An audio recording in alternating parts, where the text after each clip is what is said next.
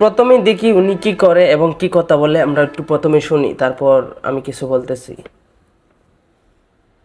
পুরি অবিশ্বাস্য। এই যে প্রদীপ দাদা, উনি কি রাগ প্রদীপ করতেছে রায়, নাকি? উনি পানিতে মানে সাপের মতন নেমে পানি মুখ দিয়ে খাবেন এবং পিছন দিয়ে মোটরের মতো এটা ছাড়বেন। কিভাবে সম্ভব? এটা যদিও অবিশ্বাস্য, সেটা আমি আপনাদেরকে এখন দেখাবো।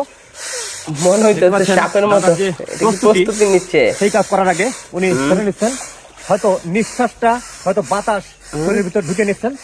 আমরা এখন দেখবো আসলে কতটা সম্ভব একটা মানুষ মুখ দিয়ে পানি নিয়ে পিছন দিয়ে কিভাবে ছাড়তে পারে।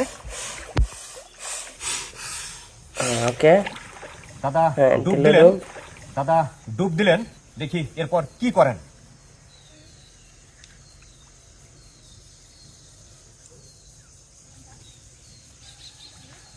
উনি একজন সাধক প্রকৃতির লোক, বহুগুণে গুণান্বিত, উনি অনেক কিছুই পারেন। দেখেন, একেবারে অবিশ্বাস্য, একেবারে এটা অবিশ্বাস্য। সেরা ছিল, সেরা ছিল। তার যে পিছন দিক, সেই পিছন দিয়ে পিছন দিক দিয়ে পানি বের করে ছাড়লেন। দেখি আবারও করে কিনা। আমরা হয়তো আরো একবার দেখতে পাবো, আমরা হয়তো আরো একবার দেখতে পাবো।